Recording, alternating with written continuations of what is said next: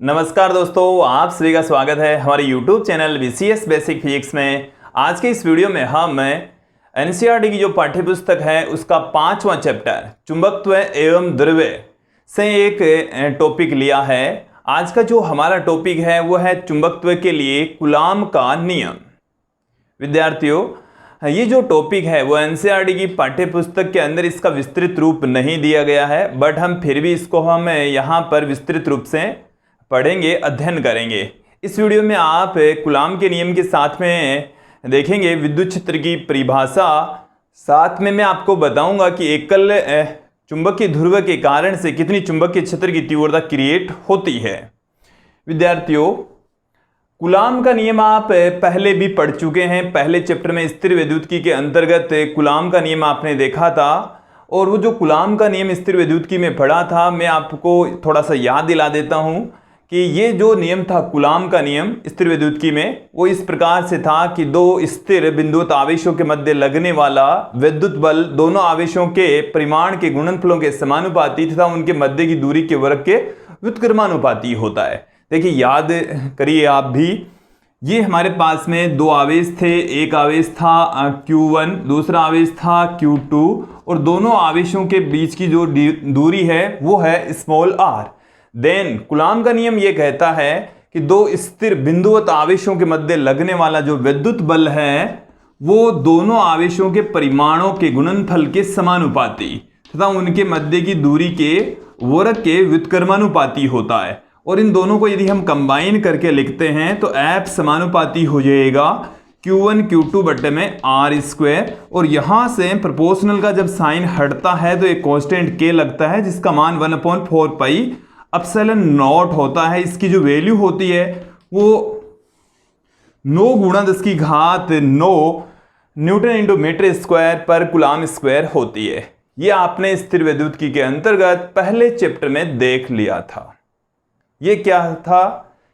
स्थिर वैद्युतिकी के लिए आवेशों के मध्य लगने वाले बल का फॉर्मूला जैसे कूलाम के नियम से दिया गया था।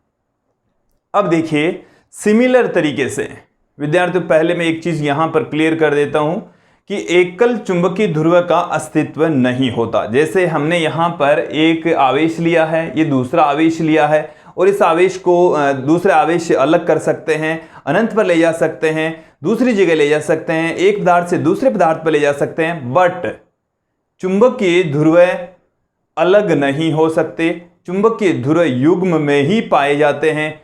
एकल चुंबकीय ध्रुव का अस्तित्व ही नहीं होता।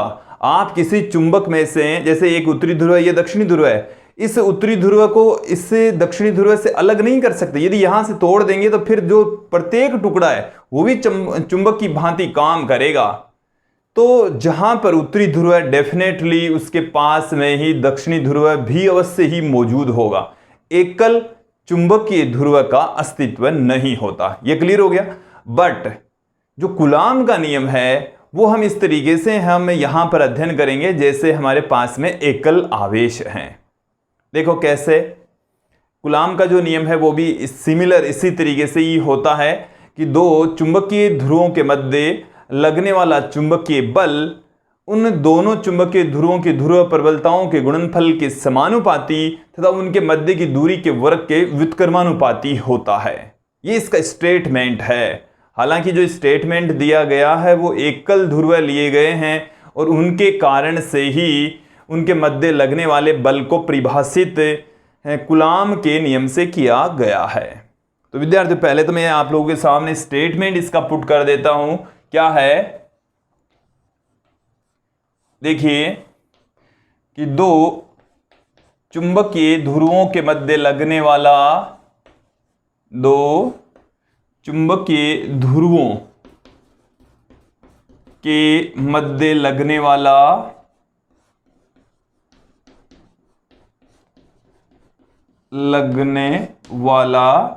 चुंबकीय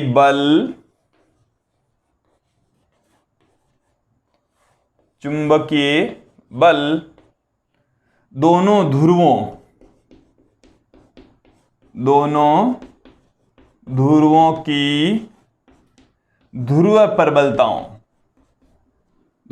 की ध्रुव प्रबलताओं दोनों ध्रुवों की ध्रुव प्रबलताओं के गुणनफल के समानुपाती, दोनों ध्रुवों की ध्रुव प्रबलताओं के गुणनफल के समानुपाती तथा उनके मध्य की दूरी के वर्ग के व्युत्क्रमानुपाती होती है।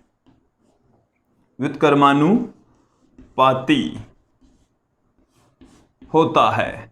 ये जो चुंबकीय बल है वो दोनों ध्रुवों की ध्रुव प्रबलताओं के गुणनफल के समानुपाती तथा उनके मध्य की दूरी के वर्ग के व्युत्क्रमानुपाती होता है।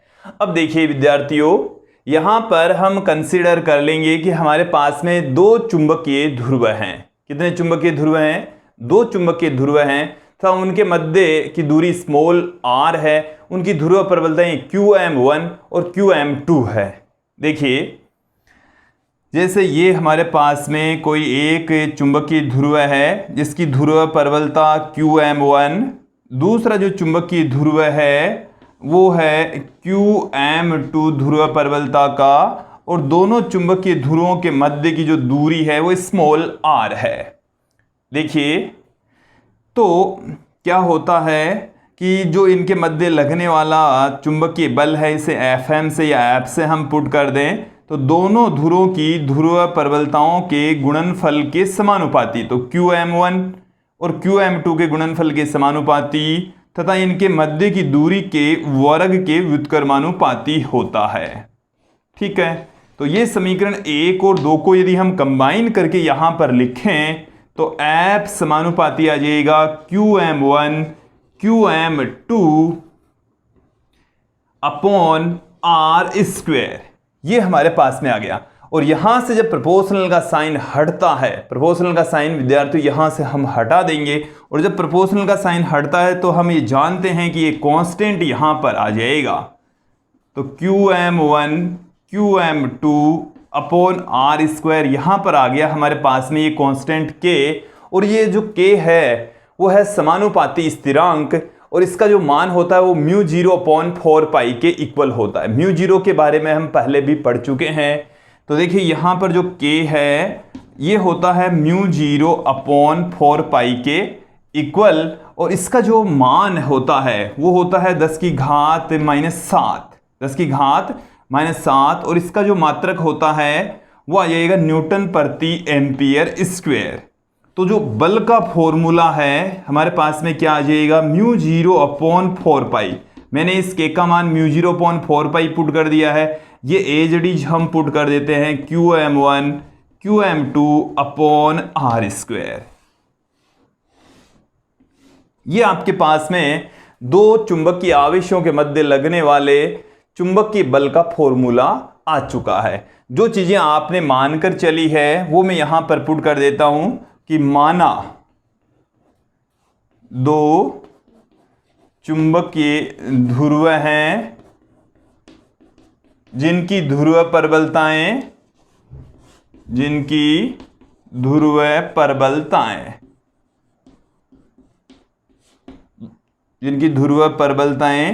QM1 व QM2 है तथा उनके मध्य की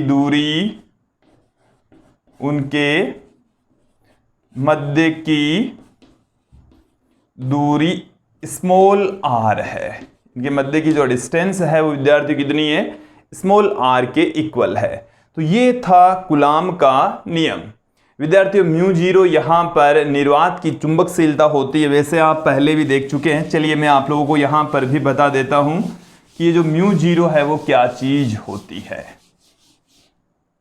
μ0 है वो क्या है, देख लीजिए विद्यार्थियों। ये जो μ0 है ये है निर्वात की चुंबकशीलता। इसे हम क्या कहते हैं, निर्वात की चुंबकशीलता है। ये निर्वात की चुंबकशीलता, और इस म्यू जीरो का जो मान है म्यू नॉट, या इसको म्यू जीरो कहते हैं, म्यू नॉट या म्यू जीरो, कहीं इसको म्यू जीरो कहीं इसको म्यू नॉट। तो निर्वात की जब चुंबकशीलता होती है तो इसको म्यू नॉट कह देते हैं, म्यू जीरो कह देते हैं, एक ही बात है। इसकी वैल्यू क्या हो जाएगी 4 पाई इंटू 10⁻⁷ न्यूटन पर एम्पियर स्क्वायर। यहां से देख लीजिए ये जो वैल्यू है, इसको 4 पाई को इधर गुणा कर दीजिए तो म्यू जीरो का मान आ गया 4 पाई इंटू 10⁻⁷ न्यूटन पर एम्पियर स्क्वायर। ये जो QM1 QM2 है ये चुंबकीय ध्रुव प्रबलताएं होती है जिनके मात्रक एम्पियर इंटू मीटर होते हैं, जिनके मात्रक क्या होते हैं एम्पियर इंटू मीटर। तो ये इसका मात्रक आ गया। म्यू जीरो की वीमा भी लगे हाथ देख लीजिए क्या हो जाएगी विद्यार्थियों, देखिए बल की वीमा M1 L1 T-2 और ये है यहां पर एम्पियर, तो इसके लिए A2 आ गया। तो म्यू जीरो की वीमा क्या निकल कर आ गई आपके पास में M1 L1 T-2 A-2, ये म्यू जीरो की वीमा आ चुकी है विद्यार्थियों। तो वैसे एकल ध्रुव का अस्तित्व नहीं होता, बट हम यहाँ पर दो चुंबकीय ध्रुव लेकर उनके मध्य लगने वाले चुंबकीय बल को हमने यहाँ पर परिभाषित कर दिया है जिसको कूलाम का नियम कहते हैं। विद्यार्थी ये जो चुंबक है ये इस तरीके से हो सकता है, देखिए यहाँ तक समझ में अब ये ऐसे हो सकता है कि ये किसी एक चुंबक का ध्रुव हो, ये जैसे उत्तरी ध्रुव हो, ये इसका दक्षिणी ध्रुव इधर हो, और ये किसी दूसरी चुंबक का ध्रुव हो सकता है, ये दक्षिणी ध्रुव हो सकता है, उत्तरी ध्रुव हो सकता है। तो इसका ये उत्तरी ध्रुव है और इसका ये यहाँ पर दक्षिणी ध्रुव है, तो इनके मध्य जो लगने वाला बल होता है, देखो इनके बल को हम यहाँ पर इंक्लूड नहीं करें, ये दोनों ध्रुव हैं, इनके मध्य लगने वाले चुंबकीय बल को इस तरीके से इस सूत्र के द्वारा हम पुट कर सकते हैं F बराबर म्यू जीरो अपॉन 4 पाई QM1 QM2 upon R square. इस सूत्र को आप दिमाग में फिट बिठा लीजिए। विद्यार्थियों हमने बता दिया किस तरीके से आया है, अब तो इसको याद रखना ही पड़ेगा क्योंकि न्यूमेरिकल क्वेश्चंस में भी याद रखना पड़ेगा और इसको हम बार बार यूज में भी लेंगे। क्लियर? देखिए विद्यार्थियों, कुछ विद्यार्थियों के कमेंट्स मैंने देखे हैं कि सर रटवाते हैं, गुरुजी फिजिक्स में भी रटवाते हैं जब ये समझने वाला सब्जेक्ट है। बिल्कुल विद्यार्थियों, जो चीज़ें हैं कुछ चीज़ें आपको ऐसा है कि रटनी ही पड़ेगी। कैसे? जैसे आपने अपने ज़िंदगी में भी रटने से ही शुरुआत की है, गिनती आपने रटी है, ABCD आपने रटी है, इसी प्रकार से अपने माँ बाप के नाम भी रटे हैं। माँ बाप के नाम किसी फॉर्मूले से नहीं आते कि भाई ये फॉर्मूला लगाया और मेरा नाम आ गया, ये फॉर्मूला लगाएंगे तो मेरे फादर का नाम आ गया, ऐसा पॉसिबल नहीं है। तो विद्यार्थियों जैसे ये हमने बता दिया कि ये जो फॉर्मूला है वो किस तरीके से प्राप्त होता है, बता दिया। अब इस फॉर्मूले को आप लोग, अब जैसे मान लीजिए कोई न्यूमेरिकल क्वेश्चन आया तो इसको पूरे को करोगे कि यहाँ तक नहीं करेंगे हम इस फॉर्मूले को डायरेक्ट यूज में लेंगे। तो डायरेक्ट यूज में लेना है तो इसको तो आप जितना जल्दी हो सके किसी न्यूमेरिकल क्वेश्चन को सोल्व करना है तो उन सूत्रों को तो आप लोग उसे आप रटना कहें, समझना कहें, जो आपकी मर्जी है, बट याद करना पड़ेगा। जो याद करने का है ना उसे आप रटना मत समझिए, ठीक है। तो विद्यार्थी ये सब आगे होगा यहाँ तक तो समझ में। अब मैं आपको बताता हूँ चुंबकीय क्षेत्र की परिभाषा। चुंबकीय क्षेत्र की तीव्रता। चुंबकीय क्षेत्र की तीव्रता को हम पहले भी परिभाषित कर चुके हैं, यहां पर भी कर देते हैं। दूसरे तरीके से हम यहां पर परिभाषित कर रहे हैं, क्या है इसकी डेफिनेशन? चुंबकीय क्षेत्र की तीव्रता को हम कैपिटल B से लिखते हैं। यह एक सदिश राशि होती है। देखिए किसे कैसे परिभाषित कर सकते हैं कि चुंबकीय क्षेत्र में हमारे पास में मैग्नेटिक फील्ड है, में किसी प्रति एकांक चुंबकीय उत्तरी ध्रुव पर लगने वाला लगने वाला चुंबकीय बल, चुंबकीय बल चुंबकीय क्षेत्र की तीव्रता कहलाता है, चुंबकीय क्षेत्र की तीव्रता कहलाता है। देखिए कैसे हम परिभाषित कर देंगे कि जैसे यहां पर कोई मैग्नेटिक फील्ड है, क्या है यहां पर चुंबकीय क्षेत्र, और इसमें हमने कोई आवेश रख दिया QM0, ये है चुंबकीय आवेश QM0, क्लियर। और इस चुंबकीय आवेश पर इस चुंबकीय क्षेत्र के कारण से इधर बल लग रहा है F, तो जो चुंबकीय क्षेत्र की तीव्रता होती है वो होगी इस आवेश, चुंबकीय आवेश पर लगने वाला बल बट्टे में इस आवेश की ध्रुवीय प्रबलता, इस आवेश की ध्रुवीय प्रबलता। तो हम चुंबकीय क्षेत्र की तीव्रता को इस तरीके से भी परिभाषित कर सकते हैं कि चुंबकीय क्षेत्र में रखे किसी प्रति एकांक उत्तरी ध्रुव पर लगने वाला जो चुंबकीय ध्रुव, प्रति एकांक उत्तरी ध्रुव का मतलब है कि इसकी ध्रुव प्रबलता कितनी है, एकांक है। तो QM0 का मान यदि आप कितना ले लेते हैं, 1 ले लेते हैं, तो जो उत्तरी ध्रुव है या जो चुंबकीय ध्रुव है उस पर लगने वाला बल ही चुंबकीय क्षेत्र की तीव्रता कहलाता है। विद्यार्थी यहां तक आप लोगों को समझ में आ जाना चाहिए। यह था चुंबकीय क्षेत्र की तीव्रता की डेफिनेशन, परिभाषा।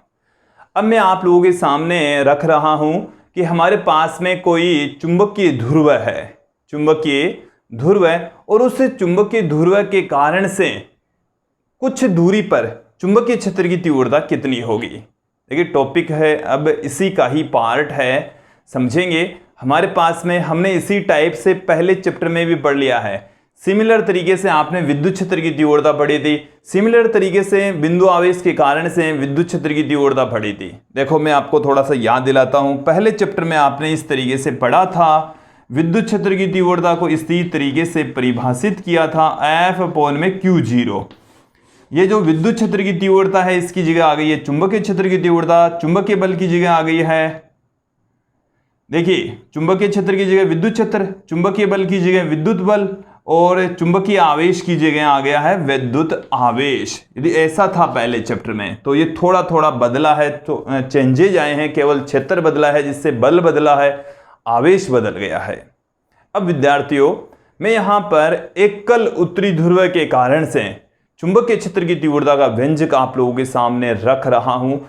देखिए समझेंगे क्या पढ़ने वाले हैं अब हमें, एकल, हालांकि एकल ध्रुव का अस्तित्व नहीं होता, इसको आप क्लियर कर लेना। एकल ध्रुवों का अस्तित्व पॉसिबल नहीं है, उत्तरी ध्रुव को दक्षिणी ध्रुव से अलग नहीं किया जा सकता। फिर भी हम क्या पढ़ रहे हैं, समझने के हिसाब से कि भाई कोई एकल ध्रुव होता तो वो कितना चुंबकीय क्षेत्र उत्पन्न करता, इसीलिए इनके बारे में विस्तृत चर्चा एनसीईआरटी की पाठ्यपुस्तक में नहीं दी गई है। हालांकि एक टॉपिक में ये बताया गया है कि जो किताबें हैं, अदर बुक्स है, एनसीईआरटी की पाठ्यपुस्तक में ये बात लिखी है कि अन्य किताबों में इसको इस तरीके से निकाला गया है और चुंबकीय क्षेत्र का मान इस तरीके से इतना इतना प्राप्त होता है। तो मैंने यहाँ पर उनको प्रूफ करके भी बता दिया है भाई किस तरीके से हम एकल ध्रुव के कारण से चुंबकीय क्षेत्र की तीव्रता फाइंड आउट कर सकते हैं। देखो तो एकल चुंबकीय ध्रुव के कारण चुंबकीय क्षेत्र की तीव्रता, चुंबकीय क्षेत्र की तीव्रता, बोलिए हम क्या लेकर चल रहे हैं, हमारे पास में ये कोई चुंबकीय आवेश है QM, क्या है, एक चुंबकीय आवेश है QM, और इससे स्मॉल r दूरी पर, इससे स्मॉल r दूरी पर ये कोई बिंदु P स्थित है जिस पर हमारे को चुंबकीय क्षेत्र की तीव्रता ज्ञात करनी है, चुंबकीय क्षेत्र की तीव्रता ज्ञात करनी है। तो इसके लिए हम क्या करेंगे विद्यार्थियों, बिंदु P पर एक अन्य चुंबकीय आवेश कंसीडर कर लेंगे, अर्थात वहां पर एक परीक्षण उत्तरी ध्रुव रख देंगे, मान लेंगे। तो विद्यार्थी ये फॉर्मूला अभी आप लोग ध्यान में रखेंगे, इसको हम इस छोटे से व्यंजक के अंदर यूज में लेंगे।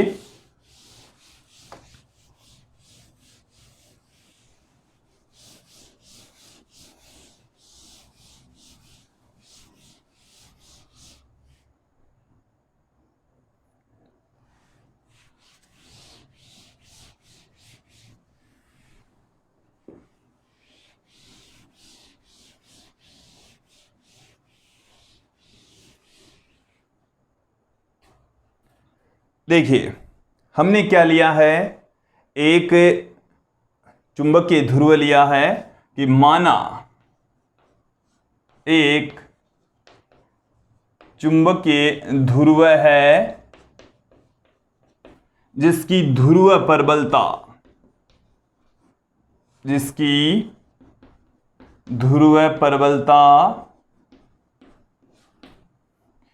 QM है, जिससे स्मॉल r दूरी पर बिंदु P स्थित है, जिस पर चुंबकीय क्षेत्र की तीव्रता ज्ञात करनी है।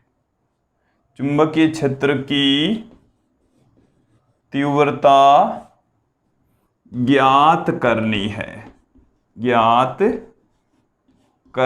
है, फाइंड आउट करनी है बिंदु P पर।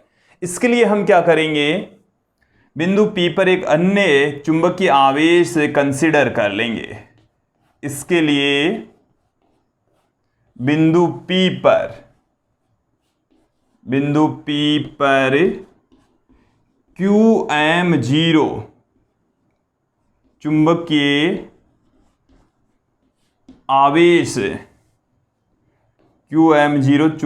आवेश मान लेते हैं। ये हमने कंसीडर कर लिया है, मान लिया है कि बिंदु P पर QM0 चुंबकीय आवेश यहां पर रखा हुआ है। तो अब देखो यहां पर ये दो चुंबकीय आवेश हो गए। ये वाला जो चुंबकीय आवेश है QM, इसके ऊपर इधर बल लगाएगा और उस बल को मैं लिख देता हूं F से, और इस F का मान हम कूलॉम के नियम से पुट करेंगे। तो QM व QM0 के मध्य बल, तो बल कितना होगा, F बराबर, देखिए कितना बल काम करेगा, μ0/4π, ये अभी हमने कूलॉम का नियम पढ़ा, QM इंटू QM0 बट्टे में दोनों चुंबकीय आवेशों के मध्य की दूरी R। तो ये आ गया हमारे पास में समीकरण 1, इक्वेशन नंबर 1 आ चुकी है। अब देखिए चुंबकीय क्षेत्र की जो डेफिनेशन है अभी अभी हमने देखी, वहां से आप देखिए चुंबकीय क्षेत्र की परिभाषा से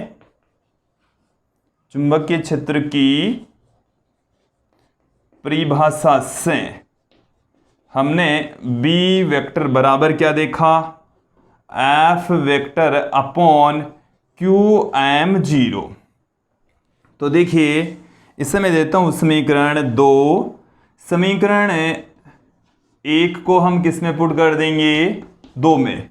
समीकरण 1 को समीकरण 2 में